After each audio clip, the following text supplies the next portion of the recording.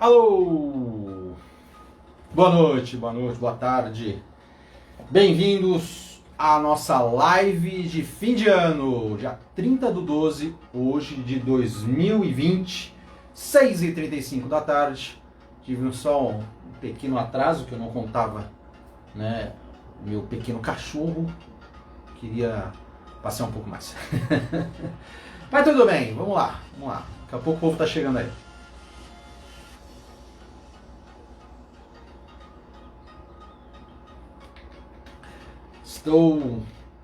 Para quem não me conhece, sou o professor Luciano Simões, estou em Santos e nesse momento, sensação térmica aí pelo menos uns 30 e poucos graus, viu? Tá quentinho, se não fosse o querido Springer, ar-condicionado, tá difícil. Bom, separei algumas coisinhas pra gente conversar hoje, tá? Separei algumas coisas pra gente conversar. Acho importante, a quem tá chegando aí, beleza? Acho importante, né, a gente fazer um resumão do que foi, né, a economia esse ano, falar algumas coisas a respeito aí dessa situação toda que a gente está vivenciando. Eu até separei, né, alguns tópicos até pra gente dar uma conversada geral, é aberto aqui, né, a quem quiser dar uma conversada aí, e principalmente, né, fazer um parâmetro de análise do que a gente vai ter futuramente, né, 2021. Muita incerteza, como sempre, né, o mercado é cheio de incertezas, então a gente tem né, várias pautas na cadeia econômica que vão gerar aí algumas possibilidades, de repente, né, para continuarmos, ou alguns avisos de perigo que a gente pode ter também, né? Vou aproveitar, fazer um chamado aqui para ver se a galera vem, porque cadê o povo? Que já era para o povo estar aqui. Vamos lá. Fazer mais um oi aqui. E aí de repente o povo vai chegando. Que mais?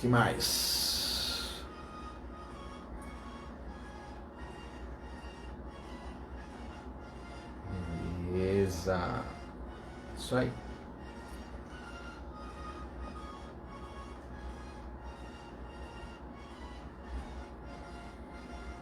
Bom, vamos lá. O que eu separei? Alguns tópicos, né? Cenário 2021, tópico principal dessa live. Essa live, né, está sendo transmitida aí no dia 30/12.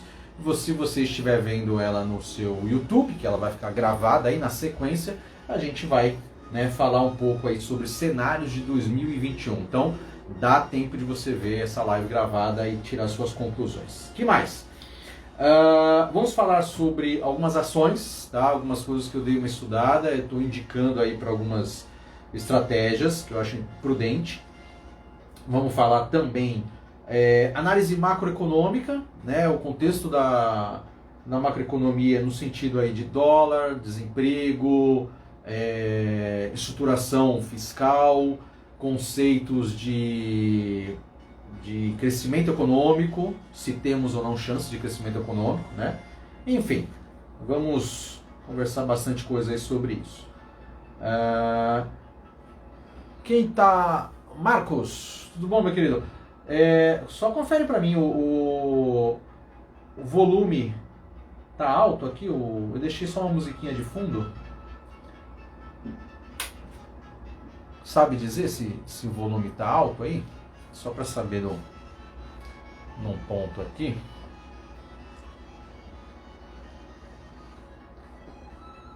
Vou mostrar o... Hein, Marcos? Não? Bom, vamos lá. Qualquer coisa, vocês me dão um toque aí. Beleza, pessoal. Balanço geral, né?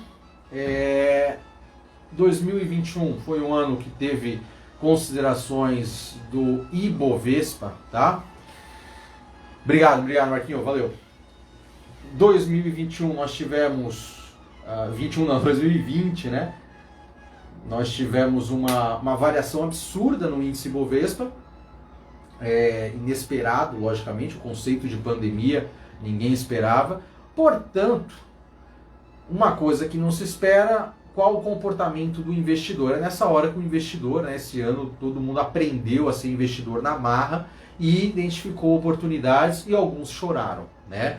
Nós tivemos um ano histórico para a Bolsa de altas e baixas absurdas. Então nós tivemos 6 circuit breakers, né? Nós tivemos aí circuit breakers, ou seja, o fechamento da Bolsa, né, no contexto de trava, né, para evitar maiores quedas, e chegamos até os 63 mil pontos de queda do Ibov, né? Isso foi economicamente um desastre, foi uma situação que demonstrou não só nos índices, mas por fora dos índices. Os índices, eu costumo dizer, o Ibov é mais ou menos como se fosse um termômetro da economia, né? Um deles, e a gente pode considerar o quê? Junto com fechamento de comércio, junto com movimentação... os alunos chegando aí. Oi, Aninha, tudo bom? Junto com também fechamento de serviços, paralisação da indústria, fornecimento geral de alguns produtos, foi uma pandemia que demonstrou o poder da circulação econômica. Uma das coisas que a gente ensina lá nas aulas básicas de macroeconomia da faculdade, né? Fluxo circular de renda. Quem foi meu aluno aí lembra desse conceito? Fluxo circular de renda nada mais é do que quando todos estão ao mesmo tempo produzindo e consumindo e o dinheiro girando. Uma hora que você para simplesmente de fazer esse giro, ele preocupa e causa todo, né, esse estrago que foi no mundo. Então todas as empresas, né, em alguns dias e alguns meses, né, infelizmente pararam suas atividades, e outras infelizmente até encerraram as atividades. Então o nosso, como eu tinha colocado lá, é um bate-papo com o economista, né? Fiquem à disposição para colocar suas dúvidas também. A ideia, né? Aula de macro, é isso aí. A ideia, né, é a gente ir conversando no decorrer aí da nossa live. Espero que a gente fique aí pelo menos 40 minutos, uma horinha, para falar de todos os aspectos que sondaram, né, e que estão por vir para 2021. Então vamos hoje falar... nesse momento inicial, vamos falar um pouquinho do que foi 2021 e as bases econômicas que nós temos, né? Desculpa, o que foi 2020 e o que será as bases, né, de retração ou expansão para 2021, tá? Bom, por último eu vou falar das ações, né, do que eu acredito ser os cenários mais propícios para se deixar o dinheiro na galera do swing trade ou a galera do buy and hold aí. Fiquem atentas, né? Fiquem até o final do vídeo que eu vou falar para vocês alguns setores e algumas empresas que eu acredito estarem mais tranquilas para passar, né, por esse momento aí que está chegando 2021. Vamos lá. O povo tá, aos pouquinhos está chegando. Agradeço aí a presença de todos. Obrigado.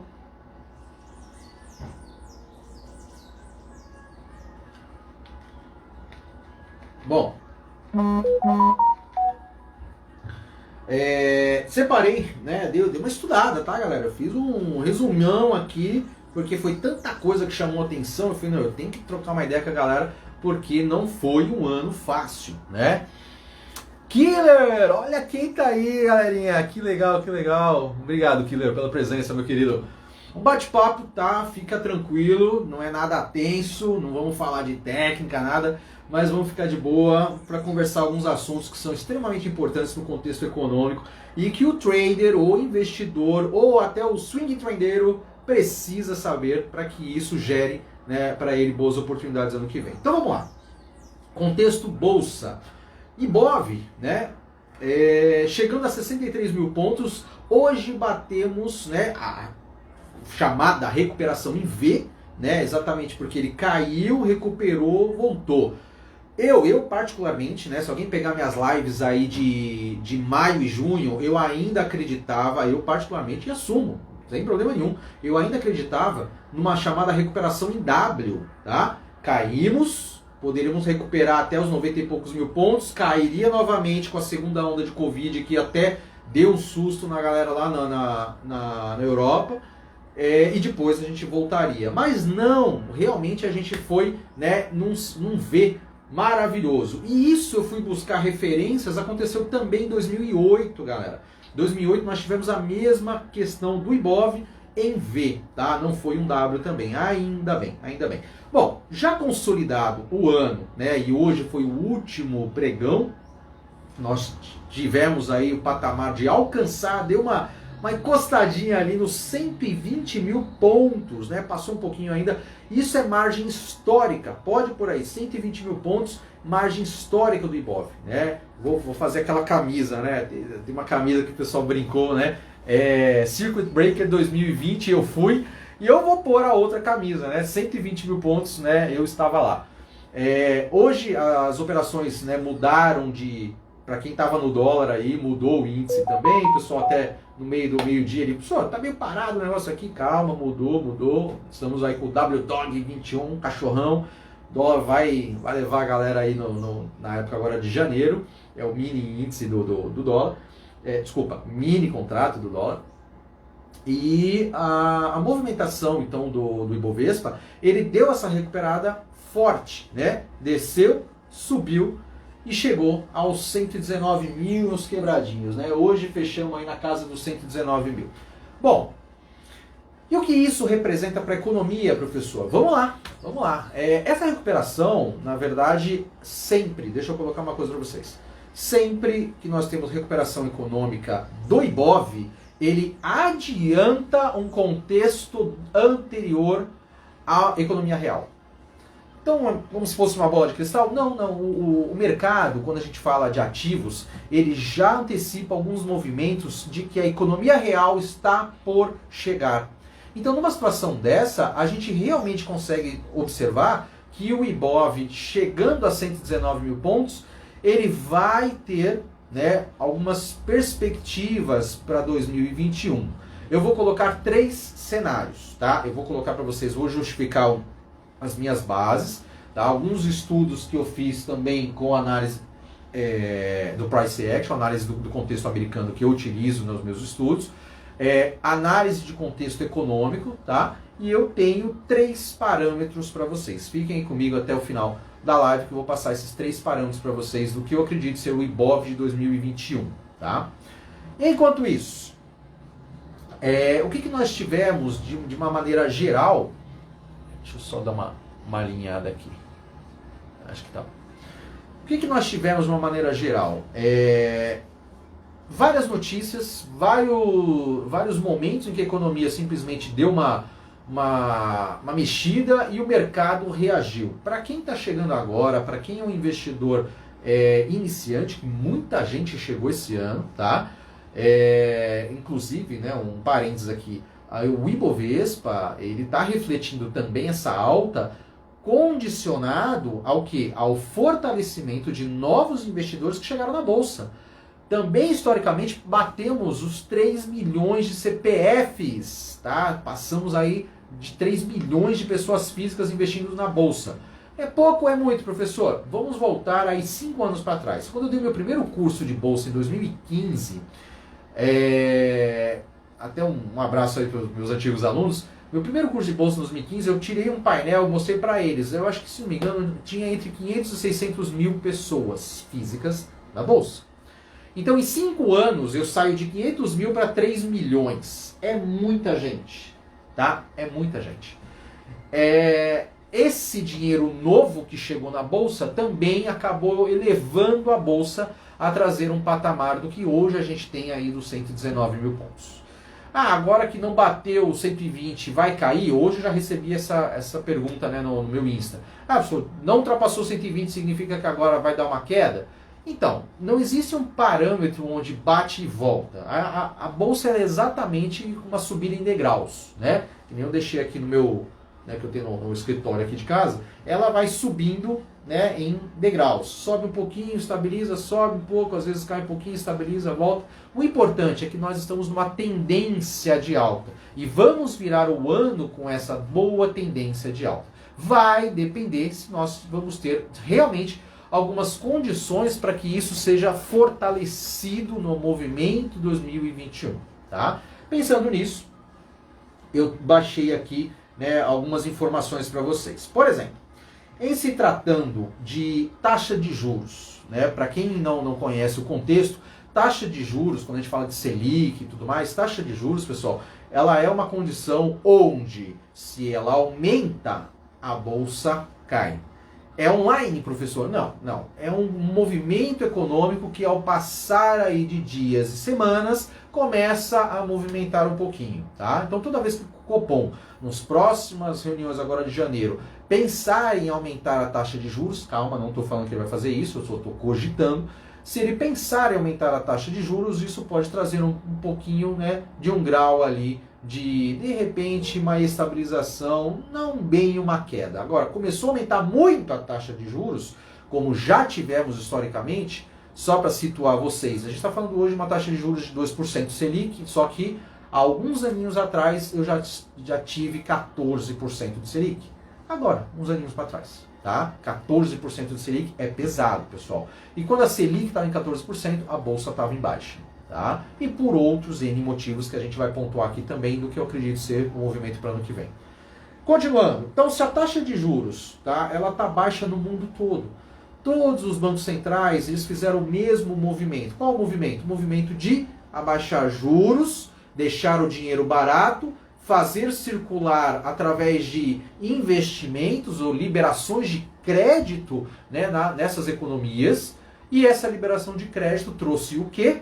Trouxe expansão monetária. A expansão monetária, tá? Uma mini aula de macro para vocês, a expansão monetária expansão monetária mais taxa de juros baixa, dinheiro livre circulando, seja ele através do Corona Voucher, que nem os Estados Unidos chamou, o nosso Bolsa Auxílio que teve aqui, né, do R$300, R$600 que teve esse ano também, que inclusive agora em dezembro, né, finaliza a última, o que me deixa um pouquinho preocupado para janeiro, tá? Daqui a pouco eu ponho os porquês disso. Então, quando nós temos uma liberação de dinheiro e mais taxa de juros baixa, eu tenho facilitação de consumo, meio que induzido, tá? Porém, o equilíbrio de dinheiro em circulação e o outro lado que se dá é a quantidade de produção em ativos, ou seja, a galera está produzindo de acordo com o que eu estou emitindo de nota? Não. Esse desequilíbrio é que me chama um pouquinho de atenção, tá? Fico um pouco preocupado, pessoal. Fala. Ó, Camilinha, Gabriel. Ô, amor, tudo bom? Eli Moura, beleza, pessoal? Bem-vindos. Chame coleguinhas aí, vamos lá. O que me preocupa é o seguinte, quando eu tenho muito dinheiro disponível nas economias, taxas de juros mundiais muito baixas e os setores ainda não tão rápidos quanto nós estávamos. Há um deslocamento, né, um desequilíbrio, melhor a palavra, um desequilíbrio entre montante de dinheiro disponível no mercado e o valor disponível também, a produção disponível, né, do PIB. Então, se eu tenho monetário e PIB em descompasso, algo não vai ficar muito correto no médio prazo, tá? Curto prazo, algumas coisinhas podem acontecer, mas eu fico mais preocupado do meio do ano para frente. E vou colocar aqui algumas considerações do que eu acho disso, tá? Então, juros e bolsa. Se o juros subir, ele, né, vai cogitar uma queda de bolsa.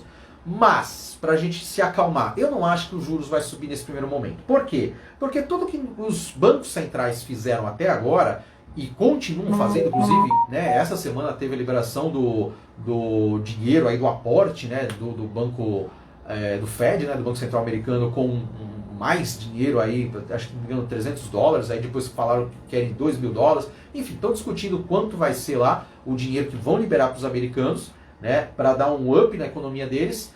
E isso movimenta, né, fez a movimentação, inclusive, desses últimos 2 dias da nossa bolsa. Tá? Uma vez que o Biden, já colocando aqui um ponto, né, lá do presidente americano, o Biden é a favor da continuidade da chamada política expansionista, ou seja, uma política adequada no conjunto de liberações de verbas, mas calma aí, né, se liga só no movimento do Biden. O Biden é a favor desse movimento expansionista. Legal. Ele até deixou na escolha do Banco Central dele uma ex, né, que já trabalhou ali, se não me engano, com Obama. Então o mercado americano já conhece a cabeça, né, dessa nova presidente aí do Banco Central deles. Não me recordo agora o nome. Se alguém quiser pode pôr aí depois, me ajuda.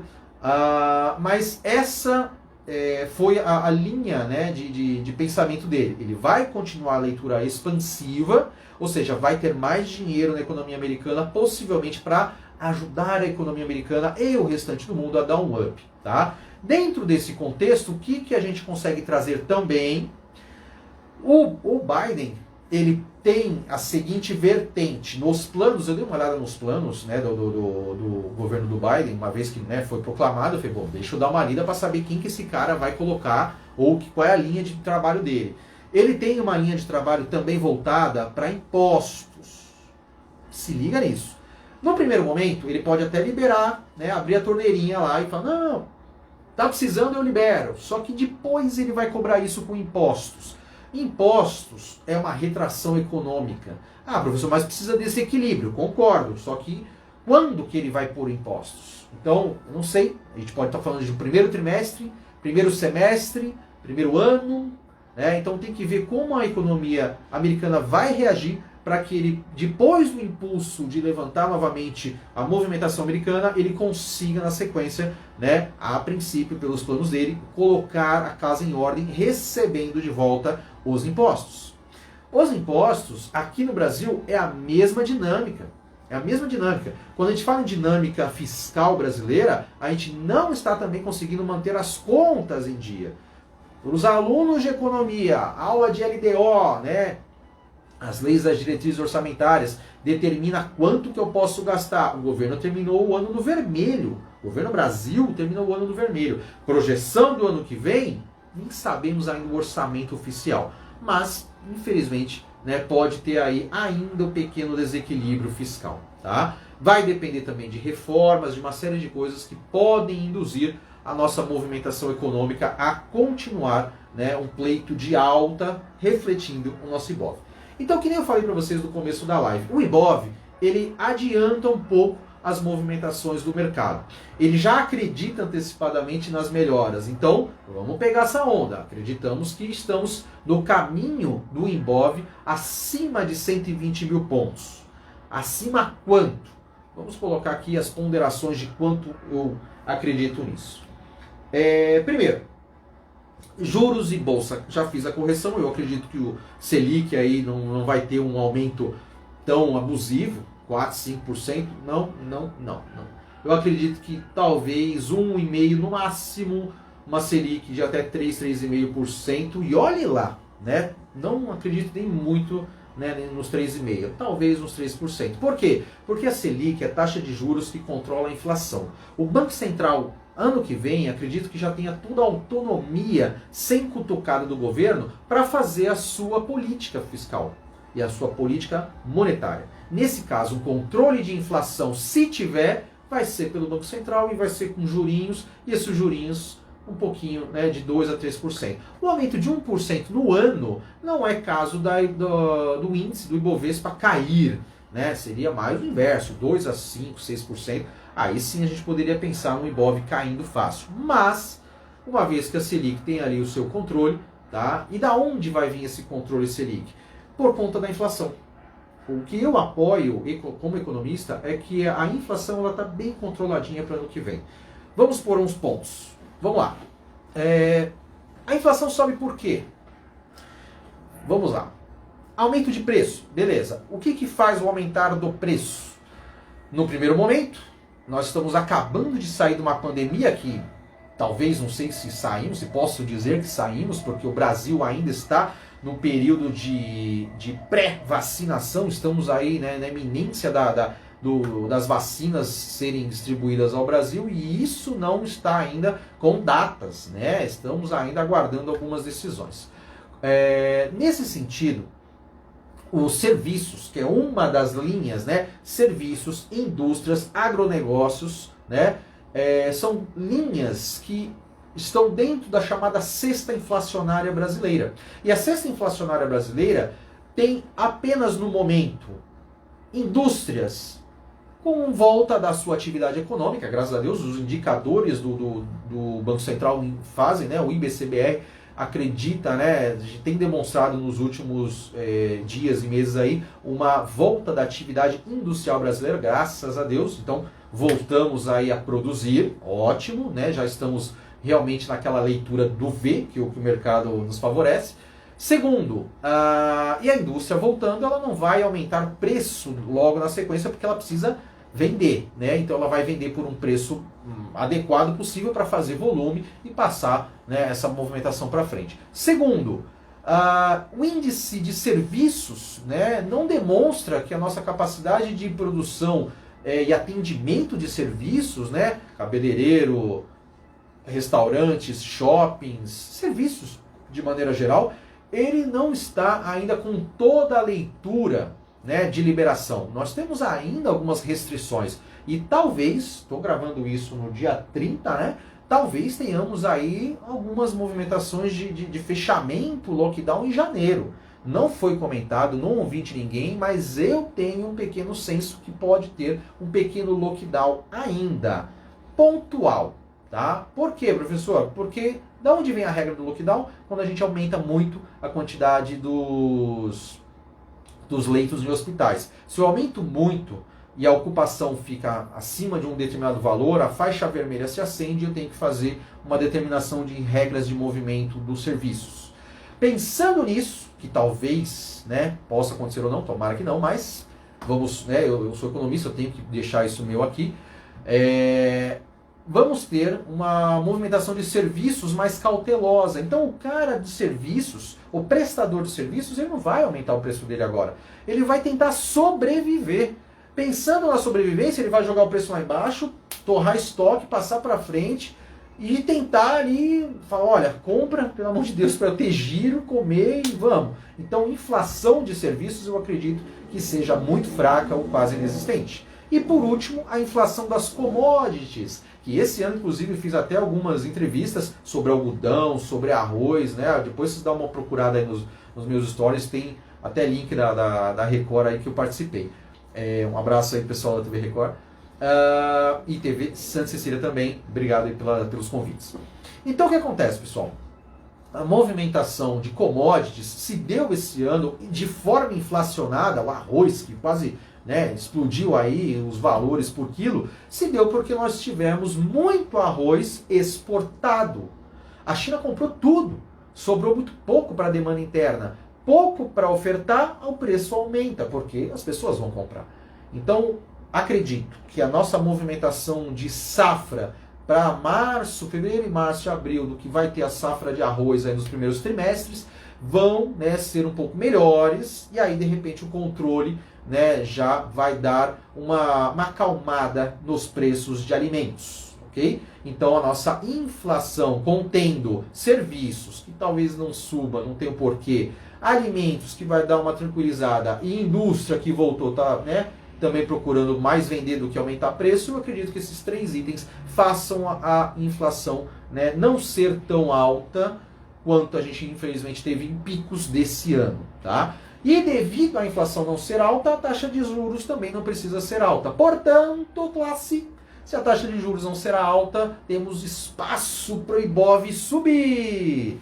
E é nisso que eu tenho alguns parâmetros de alta, né? Pergunta: o fator China da bolha imobiliária pode influenciar o início de 2021? Não tem bolha imobiliária na China, Ronaldo, tá? Isso daí, por enquanto, eu acredito ser uma fake news até, tá?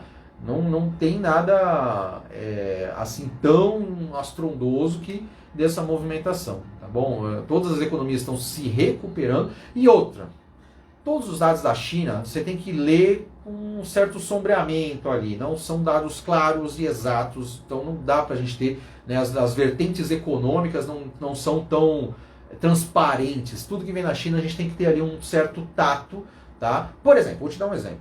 No meio do ano, já para o final, eu fiz um levantamento para um cliente de São Paulo sobre a movimentação do PIB da China, tá? A movimentação chinesa demonstrava supostamente aumento do PIB chinês. Quando você tem aumento de PIB, você tem também aumento de produção, aumento de gastos, aumento de compra de caixas, tudo que está vinculado à produção. E eu olhava esses outros indicadores não subiram. Como é que o PIB sobe e esses indicadores ficam parados? Né? Então, se tratando de China, não é a primeira vez que eu vejo sempre algo meio nebuloso, tá? Cuidado com o que você ouve de lá. Obrigado pela participação. O que mais?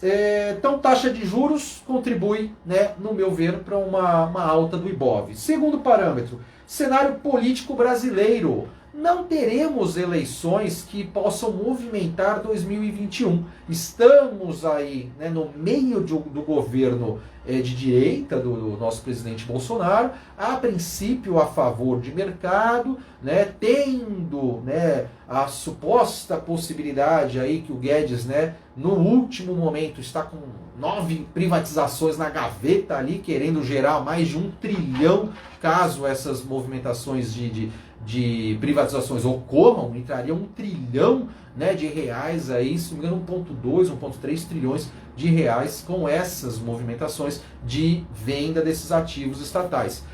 Mas é uma suposição, tá na gaveta, vamos ver se 2021, né, voltam a surgir investidores, o que não é ruim, tá? O que não é ruim. Quero deixar meu ponto como economista aqui, que eu acredito que isso ajude muito a gente. Então, o cenário político ele está estável para 2021. A única coisinha que eu posso dizer que poderia ajudar a gente nesse sentido seria a movimentação da Câmara dos Deputados, que está ali entre os Arthur Lira e Baleia Rossi. Nesse momento, os dois estão bem empatados tecnicamente. O Baleia Rossi com um pouquinho mais de vantagem, o que não é bom para o governo Bolsonaro, porque o Baleia Rossi faz a linha do Maia, o ponto contra, né, o governo diretamente. Mas vamos, né, aguardar, e isso pode trazer um pouquinho, né, de rigidez nas condutas políticas, né, do Bolsonaro e das suas equipes frente à votação e aprovação, né, do que for aí passado, caso seja o Baleia Rossi. Não estou dizendo que o Lira também vai deixar passar tudo, mas a princípio os analistas políticos, eu sou economista, não sou analista político, mas as leituras que os analistas políticos fazem é que o Lira poderia ter um pouco mais de facilidade nas conversas com o governo diretamente, tá? Que mais? Então, cenário político ok, juros e Selic ok, comportamento do investidor, vamos lá, já estamos com 33 minutos dessa live, eu vou tentar fazer uma horinha aqui no máximo, depois eu vou colocar esse material disponível para vocês aí no YouTube também. Comportamento do investidor, pessoal, como que foi o investidor esse ano? Bom, o Ibov, ele cresceu, isso eu já comentei no início da live, o Ibov cresceu por conta também, e não somente, da chegada de novos investidores. Tá? E isso, abre aspas aqui, é um alerta, vou abrir na verdade um alerta geral aqui. Cuidado, você que é investidor, está vendo esse vídeo, muito cuidado com o que você está estudando ou as pessoas que você está seguindo, tá? Nos seus estudos, nas suas redes sociais. Tem, infelizmente, muita gente com maldade no coração para pegar teu dinheiro e sumir. Incrivelmente, a Receita Federal divulgou um dado que somente no ano 2020 foram fechadas mais de 12 corretoras falsas. Vixe Maria, corretora falsa, meu Deus do céu, não vou nem sair do meu banco. Calma, há pelo menos quase umas 100, um pouco mais de 90 corretoras oficiais cadastradas pela CVM. Só é olhar lá no site da B3, né, e procurar corretora, se aquela corretora que te indicaram está ali, é uma boa corretora, é oficial. Agora, corretora que você chega, o cara fala, fica tranquilo, eu te pago aí 1%, 2% ao dia e tal, não sei o que, sai fora, sai fora. Se bolsa é sinônimo de renda variável, como é que alguém vai te dar um conceito de renda fixa? né? Pensa nisso, por favor. Tá? Fica aqui o meu alerta para vocês. Então, continuando. O porquê do comportamento dos investidores fazer o Ibov subir. O Ibov subiu porque muita gente entrou na Bolsa, mais de 1 milhão de pessoas entrou só esse ano na Bolsa, tá? Os gringos estão adorando a nossa Bolsa, ó.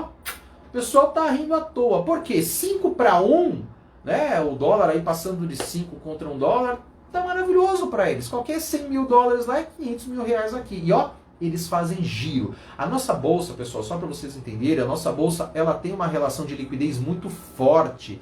Nós não estamos entre as 10 maiores bolsas. É uma pena, tá? Mas o gringo gosta muito da bolsa brasileira. É uma bolsa que ele gosta de investir e entrar forte. Só esse mês agora de dezembro entrou, não lembro agora a cifra, mas entrou muito gringo com dólares, né, pesado ali para fazer a conversão de compra de ativos. E o gringo, ele vai ter uma movimentação para 2021 onde? Olha o cenário. Eu tenho acompanhado o cenário externo. As ações tecnológicas que esse ano explodiram, a Amazon, Apple, Facebook, Google, tá? Várias delas na Nasdaq, teve até altas históricas na Nasdaq. Isso gerou uma grande quantidade de gringos indo para o movimento da compra desses ativos tecnológicos. Na movimentação desse momento agora, os gringos eles vão fazer o quê? Tirar um pouquinho do tecnológico, fazer a margem de lucro deles e procurar agora, passando esse momento pandêmico, voltar os olhos para ativos mais fixos. Ou seja, ativos pé no chão, ativo de indústrias centenárias e tal. O gringo não gosta de empresas especulativas de altas e baixas. Só uns doidos aqui que gosta de comprar empresa com recuperação judicial. Pelo amor de Deus, eu já até briguei numa outra live que eu fiz aí. Eu não gosto de empresa de recuperação judicial. Tá? Acho que investimento em bolsa tem que ser algo para você pensar a longo prazo. Como é que você vai investir numa empresa de recuperação judicial que não sabe, está contando com um ovo de ouro no final dela, acreditando que não, vai vir um plano maravilhoso e vai recuperar. Ah, mas eu posso ganhar uma grande alta. Cara, você tem uma empresa nesse sentido e você tem outras mais de 400 dentro da bolsa que te oferecem muitas outras melhores oportunidades. Inclusive até para receber dividendos, tá? Pensa nisso. Então, o que nós temos? Os gringos estão olhando com mais carinho para o Brasil. E o que o gringo está comprando? Eu cheguei a fazer um estudo de relatório ainda ontem, tá? Para conversar direitinho com vocês hoje, pautado no seguinte: o gringo gosta de empresas sólidas. O que é uma empresa sólida, professor? Tem mais de 50 anos? É uma empresa que está entregando resultados? É uma empresa que mesmo nas oscilações ela consegue, principalmente agora com esse grande crash que nós tivemos, ela voltou ao seu patamar? Então o gringo vai olhar isso com mais carinho, tá? E isso vai se transformar em algumas empresas, né, do eixo básico, que seriam bancos, siderúrgicas, metalúrgicas, tá? E aí ele vai trazer esse dinheiro e aportar aqui. Duas coisas acontecem quando ele faz isso. Quando o gringo vem com muito dinheiro para o Brasil, o dólar fica mais baratinho. Por quê? Pensa no conceito primário, uma mini aula de câmbio para vocês aí. Pensa no conceito primário. Quando você tem muito de uma coisa, ela valoriza ou desvaloriza? Então, se eu tenho muito dólar, ele começa a desvalorizar. Ele começa a ficar mais fácil de circular. E então eu tenho o valor dele mais leve. O dólar, então, de 5,90, quase R$6 que bateu esse ano, onde ele vai chegar? Pode chegar aos 4 ano que vem? 4 eu acho até muito, mas a faixa dos 4,50 a R$5 é uma faixa mais aceitável, tá? Não dá para baixar tanto, né? A subida é rápida, a descida é um pouco mais devagar, normal, no sentido do dólar. Porém, a chegada de gringos trazendo esse dinheiro faz o dólar cair e essas ações, que eu vou falar no finalzinho do vídeo, subirem, valorizarem e gerarem, né, oportunidades de investimento. Então fique atento aí, aguarda, que daqui a pouquinho a gente comenta quem são. Que mais? Que mais?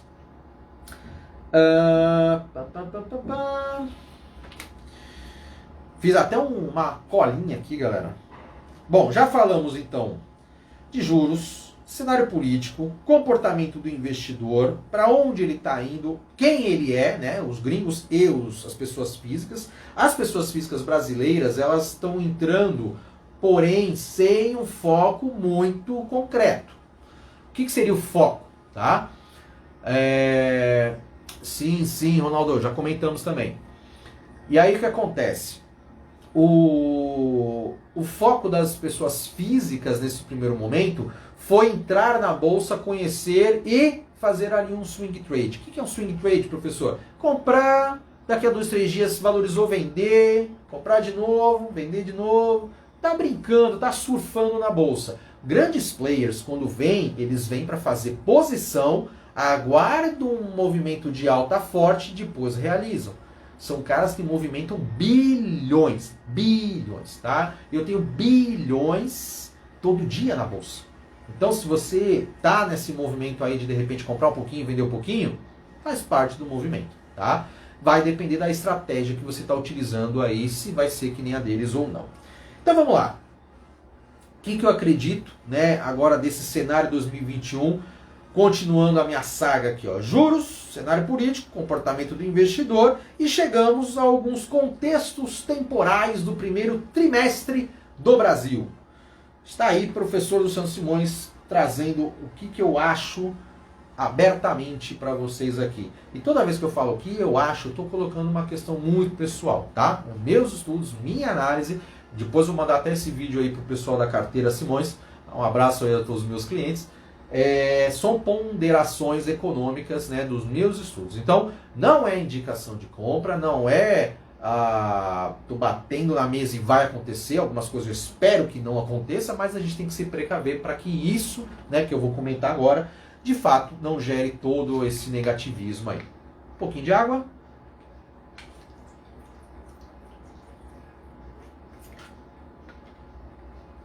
Muito bem.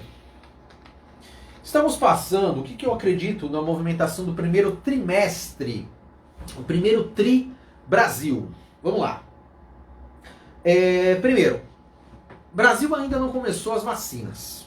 A vacinação vai ser um processo longo, meses, porque somos um país continental, 210, 15, já perdi as contas aqui, milhões de brasileiros. Vai ter vacina para todo mundo? Aí já é outro problema, né? Mas, para vacinar todo mundo ou dar o chamado efeito rebanho, a gente precisa atingir, né, muitas pessoas aí, vacinar muitas pessoas. A vacina ainda não chegou.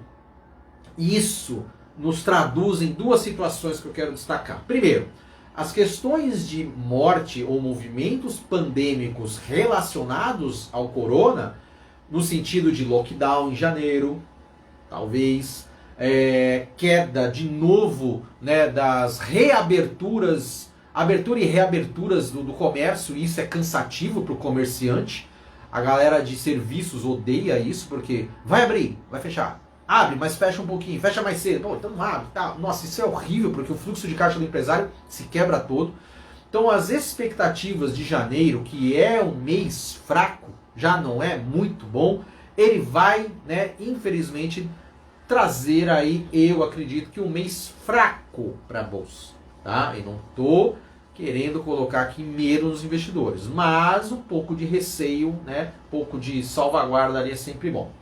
Então, devido ao corona e à vacina, a gente vai ter aí essa movimentação, né, primeiro mês aí, chegando as vacinas, autorização, distribuição, início de vacinação, efeito vacina na população, liberação dos horários restritos de serviço, para daí a economia respirar. Que pode coincidir com aquele velho e bom calendário brasileiro. Depois do carnaval o ano começa. De repente pode coincidir, né?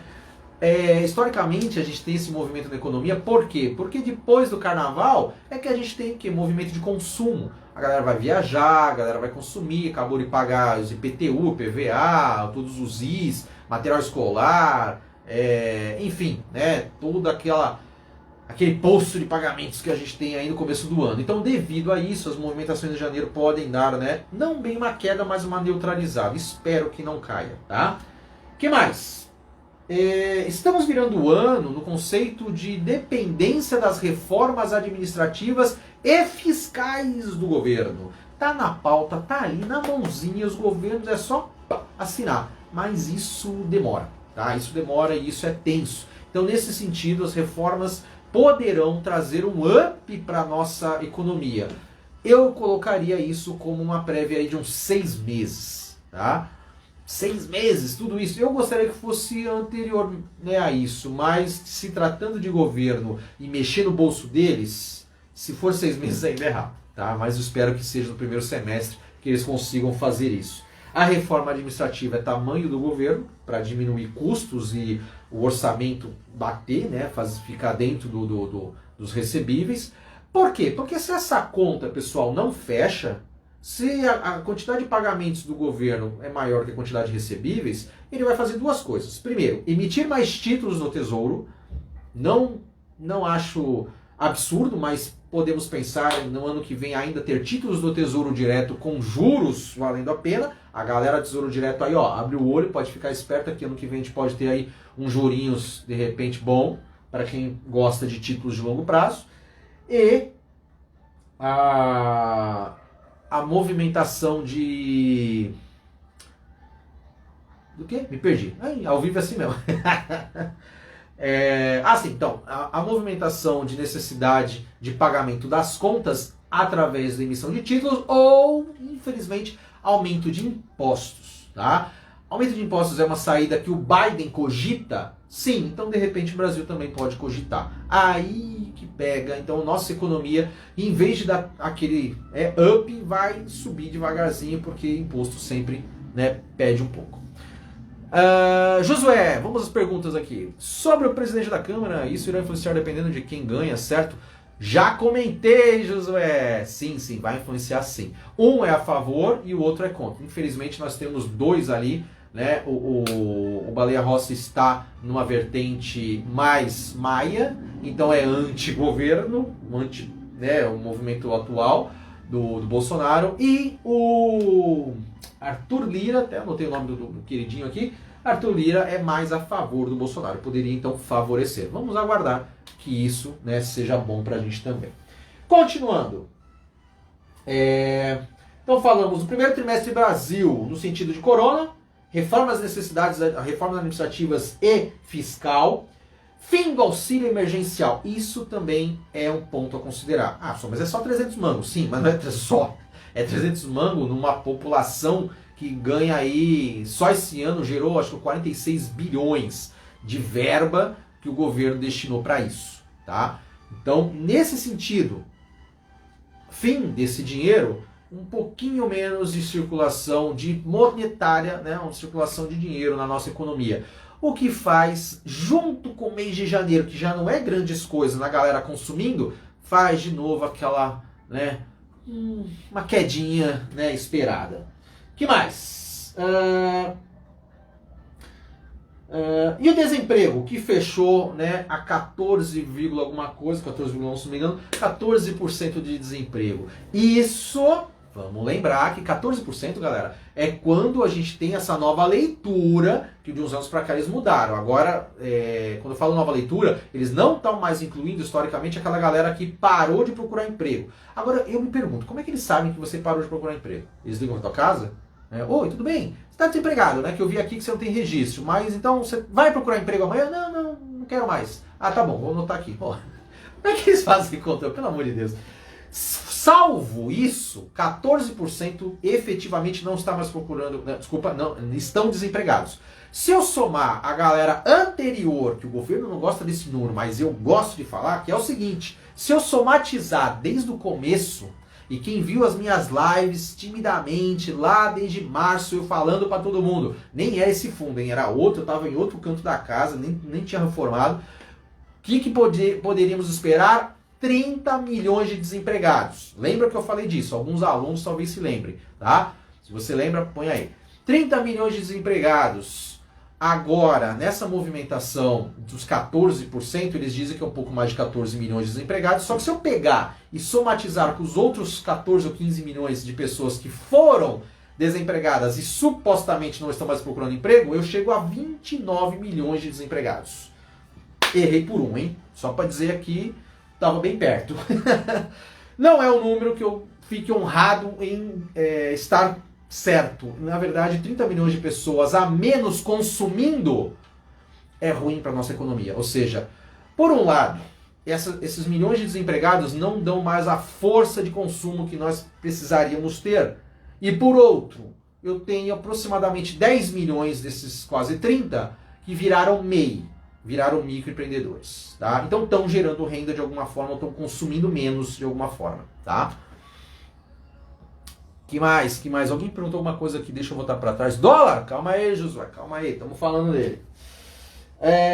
Que mais? Então, desemprego, 14%, com estimativas para ano que vem de mais queda, tá? Estamos num ano que gerou muito desemprego. Então, para ano que vem, com uma leve recuperação econômica, o grau de desemprego talvez seja um pouquinho menor. Não tão maravilhoso quanto fomos 2012, um PIB maravilhoso, nossa produção estava alta, estava quase falando ali adocicadamente a expressão pleno emprego. Os economistas, estudantes de economia vão saber o que eu estou falando. Pleno emprego era algo luxuoso para falar no Brasil naquela época, mas não tem mais isso, tá? Estamos aí com 14% com uma projeção para o ano que vem de um pouquinho menos. Eu não vou cravar aqui, né, porque tem uma série de variáveis, é difícil a gente chegar nesse número, mas eu quero e desejo e espero que esse número realmente tem tudo para diminuir, tá bom? É isso aí, Ronaldo. Que mais? Inflação. Vamos lá, inflação. Daqui a pouco eu vou falar, né, do dólar aí. Inflação.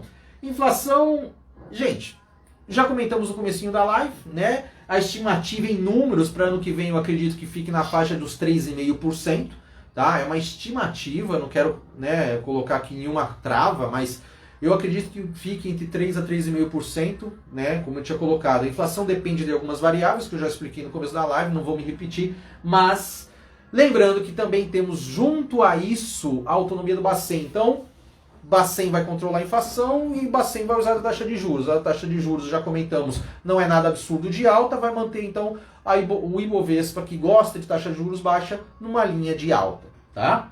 Desemprego, já chegamos num patamar muito grande devido a toda essa pandemia, então tendemos a retornar à atividade econômica e logo os desempregados voltam a contratar. Ainda ontem, inclusive, eu estava vendo uma reportagem que tem, né, esse último mês o CAGED reportou uma alta muito boa, não lembro agora o percentual, mas foi uma das melhores altas agora da movimentação de novembro para dezembro, tá? O CAGED aí subindo, né, com registros de empregos formais.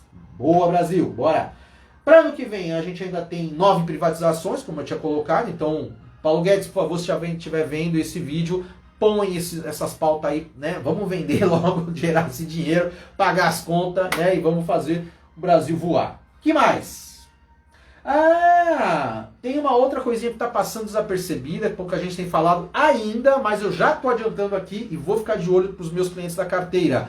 Existe, pessoal, o Brasil está na pauta da liberação, está na pauta econômica, já na pauta política, já dei uma olhada lá na Câmara, tem um site direitinho e tal, eu fucei, tá lá na Câmara, que a projeção do leilão 5G, alguém ouviu falar nessa? Leilão da 5G.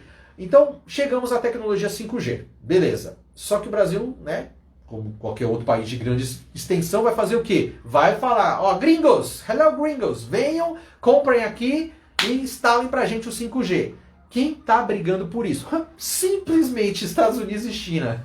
Só Estados Unidos e China brigando para ver quem vai ficar no leilão do 5G Brasil, tá? Não temos data, mas de repente o primeiro semestre ou a virada desse pode ser, né, uma boa movimentação. Vou na época, para quem acompanhar o Money Live, vou na época falar disso e possivelmente as ações de companhias de telefônicas, né, e serviços aí vinculados à telefonia possam estar em alta, mas aguarde, tá? Calma, não é uma indicação, mas existe esse movimento futuro que pode dar um upzinho nessas empresas.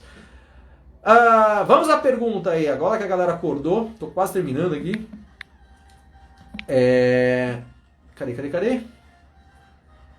Como o professor acha que será o setor de commodities? Grãos? Então, já comentei. A galera chega depois e fica fazendo pergunta depois. Galera, é hora da aula. Chega na aula.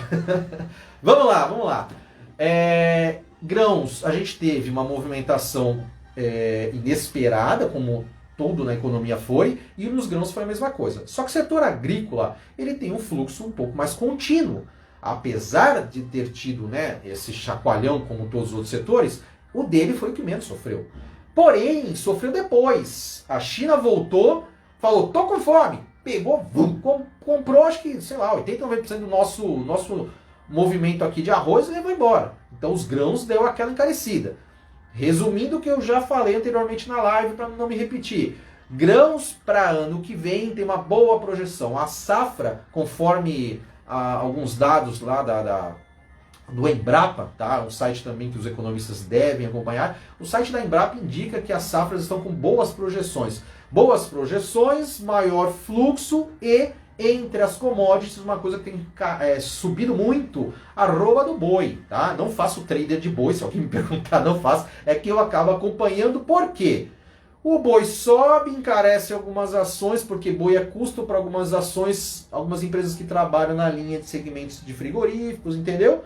Da onde eu quero chegar, não quero expor nomes aqui, mas fiquem atentos a esses parâmetros, tá? Então, commodities, a princípio para grãos, beleza, o Embrapa diz que para ano que vem parece estar bom, mas, né, fiquem de olho nas exportações, a compra dos gringos, que pode, né, gerar essa movimentação de variação de preço. É uma regra geral da economia nesse sentido, tá? Ronaldo, nessa pandemia eu já fui para muitas entrevistas de emprego, então acredito na melhora da economia. Valeu, Ronaldo, e boa sorte. Perdão, estava trabalhando, tá perdoado. Essa live vai ficar gravada, então depois qualquer coisa vocês pegam lá no YouTube, ou aqui mesmo no Insta. Que mais? Então, leilão da 5G, já comentei. Que mais?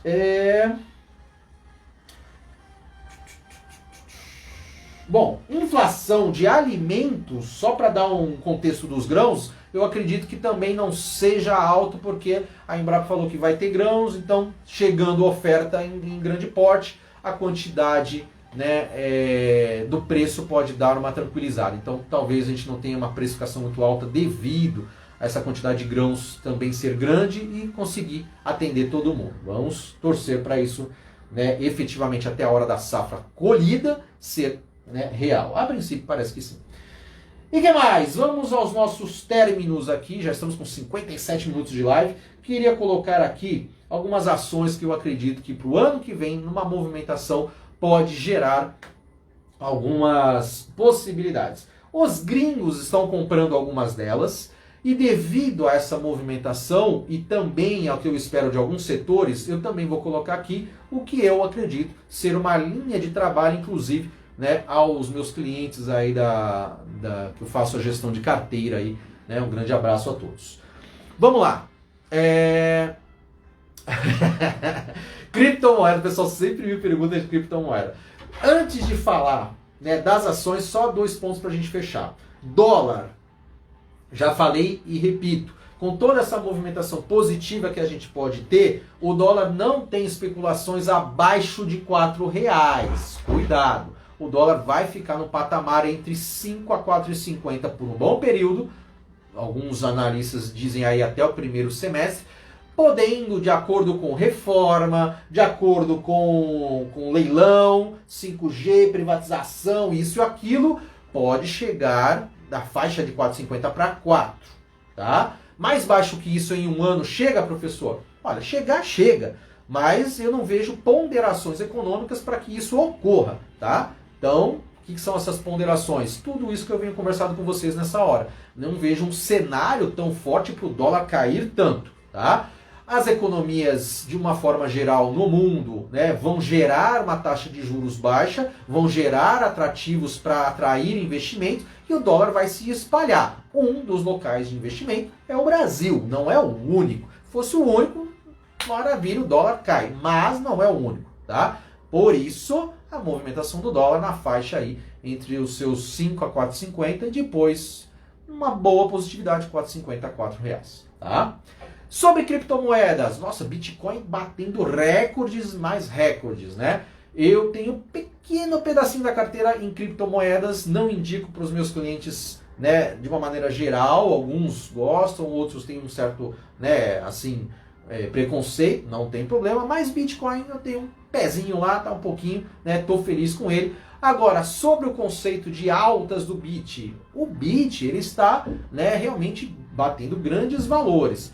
Só que existe uma análise que a gente conhece um pouquinho do Bit, que ele é extremamente vinculado à especulação. O Bitcoin ele acaba trazendo um pouco de ansiedade dos investidores no sentido, né, de, olha, tá subindo, vou subir mais com ele e tal. Enquanto não tiver outras coisas melhores, né, a galera vai pondo. A hora que de repente o mercado dá uma, né, para de crescer num total, a Nasdaq, né, parando nos auges que ela está, né, como diria o querido Pablo Spire, nos touros de ouro aí, né, quando a Nasdaq para de subir, Dow Jones para de subir, Bitcoin, né, daqui a pouco vai dar uma parada. É o momento da chamada curvatura de ajuste. Então acompanhe o gráfico desses valores, né, que há sim possibilidade de chamada correção, tá?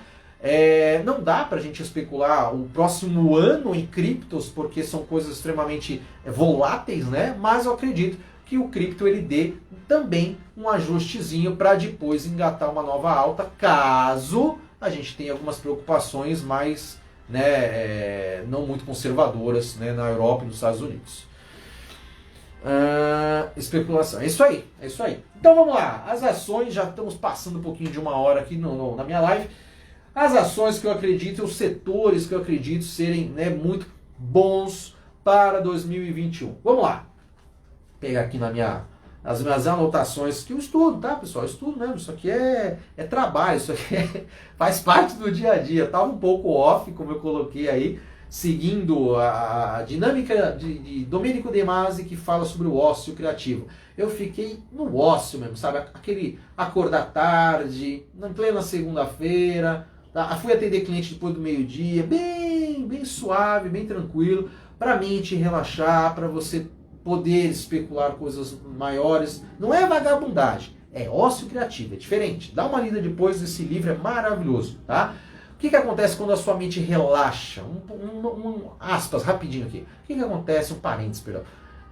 Quando você dá uma relaxada, você sai daquele tumulto, você começa a ver o mundo de uma outra forma. E de repente você especular uma outra ideia, uma outra forma, coisas que você pode vir a trabalhar diferente, ajudam você a ser um pouco mais produtivo, tá? Foi isso, uma das coisas que eu procurei fazer nessa semana aí, tá? Mas hoje eu quis fazer essa live de final de ano para ficar registrado aí para vocês. Mas segunda-feira eu tô de volta. Relaxa, temos Money Live na segunda aí. Vamos lá. Empresas tradicionais, os gringos gostam e a maioria, né, dos movimentos econômicos pós-crise, eu fui estudar as primeiras empresas depois das crises de 2008 e a crise até a pequena crisezinha que nós tivemos do 2017, se não me engano, 18 dos caminhoneiros, também foram esses movimentos. Então eu acredito que exista um movimento de repetição disso. Vamos lá. Bancos, siderurgia, elétricas, tá? Mineração, petrolíferas. Tá? 5 setores que eu acredito serem muito bons para 2021. Vou repetir.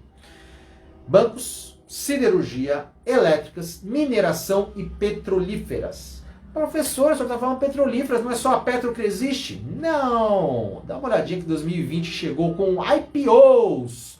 Procura isso daí, IPO.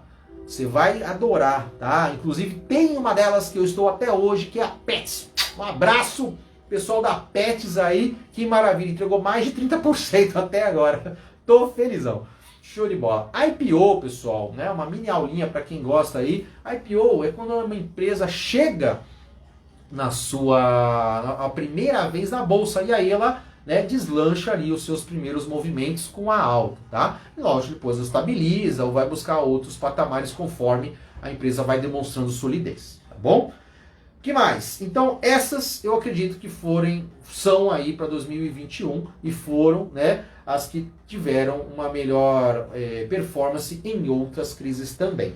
Agora, uma que eu vou deixar aqui, que eu acredito que tem uma movimentação, dependendo, um grande parênteses aqui, dependendo da movimentação de lockdown do estado de São Paulo, do Brasil, né, nesses próximos dias do verão, vamos ficar de olho em uma delas que eu gosto muito também, que é Ambev, tá?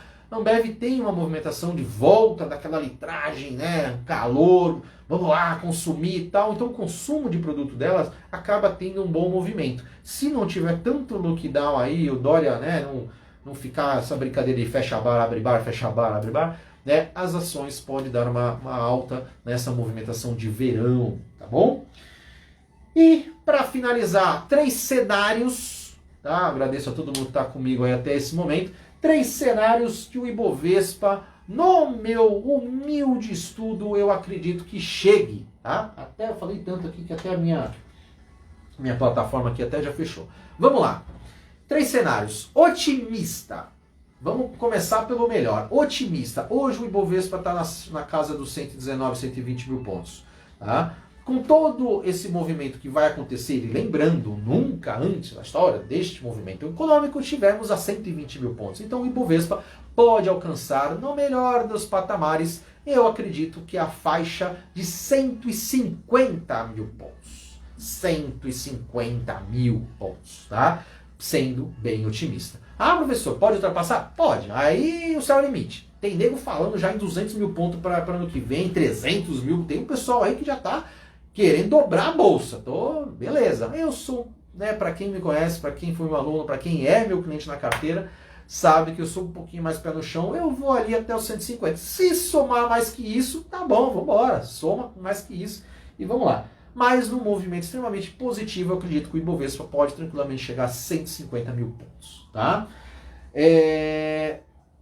Patamar realista com todas essas variáveis. Se o governo ainda, né, não aprovar muita coisa, se o governo não conseguir engatilhar muito, se a movimentação do nosso corona não chegar às vias de fato de uma liberação do comércio, né, sendo um pouquinho realista, né, não tão feliz, o nosso movimento ficaria a 130 mil pontos, tá? Sobes e desces, mas chegando ali a 130 mil pontos. Existe uma potencialização gráfica, né, um inclinamento que indica este patamar para mim, tá? Mas, infelizmente, temos que falar dos movimentos, né, pessimistas. E pensando no pessimismo, a gente pode chegar a quê? Ao movimento, né? Eu colocaria ali o que a gente chama de suporte na análise gráfica, um suporte na região dos 95 mil pontos. Cair, mas chegar até um patamar de 95 mil pontos. Alguns falam 100 mil pontos, mas eu acredito num patamar mais forte a 95 mil pontos. Num movimento extremamente pessimista. A movimentação do governo não ser nada favorável, nenhuma das reformas forem aprovadas, as privatizações não convergirem, o dólar continuar muito salgado, aí infelizmente a gente pode amargar um Ibovespa salgado. Mas, particularmente, vocês viram que as minhas 2 realizações de realista e otimista estão acima dos 120 mil pontos que a gente está hoje. Então, resumo, eu acredito que a gente tem uma movimentação extremamente positiva para ano que vem, sim. O quanto vai subir amanhã ou depois, só Deus sabe. Mas as projeções nos indicam patamares de até 150 mil pontos no melhor das opções. Tá bom? Espero que vocês tenham gostado. Josué, varejo, educação, Josué. Olha, eu não colocaria por enquanto nada nessas linhas, tá? Tá sofrendo muito, não temos ainda Brasil a liberação completa desses serviços.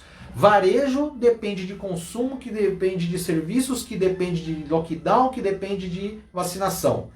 Uma série de coisas que, mas ainda tem internet que ajuda. Mas o quanto a galera consome na internet, o quanto a galera consome no ao vivo.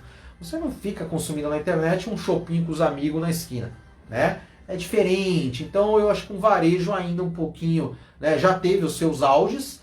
Pode subir mais? Pode, mas naturalmente agora para janeiro, fevereiro, o varejo dá uma quedinha, naturalmente pagando os impostos, aquela coisa toda, e a gente ainda está no movimento pós-pandêmico, que eu espero que passe logo.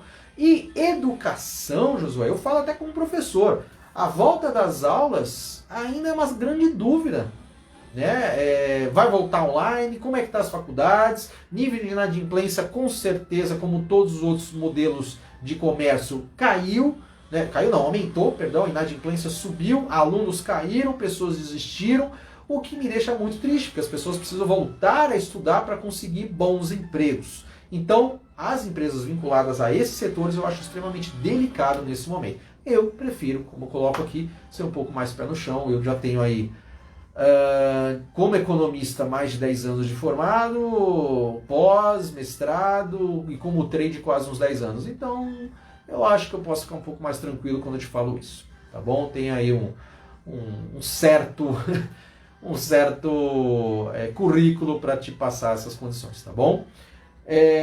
Bom, sem mais perguntas, agradeço todo mundo aí pela oportunidade, pelo espaço. Um grande abraço a todos. Se vocês quiserem mais informações sobre mentoria, sobre traders, sobre leitura macroeconômica, acompanhem, né?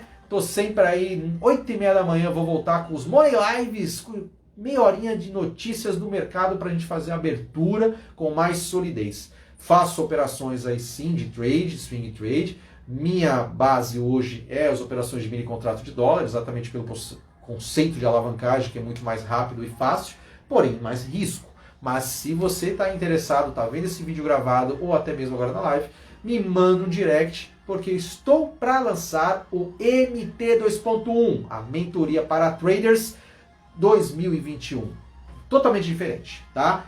Eu vou incluir uma nova plataforma, porque a plataforma antiga que eu usava ficou um pouquinho para trás, e eu vou ter que agora incluir uma nova plataforma que eu já utilizo, tá? Para todo mundo aí.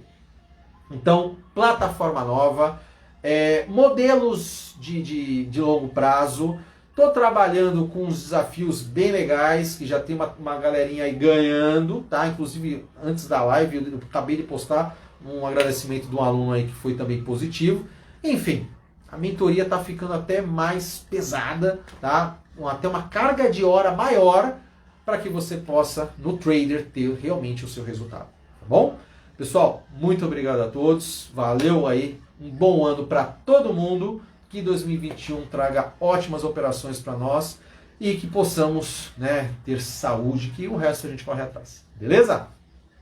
Valeu, gente!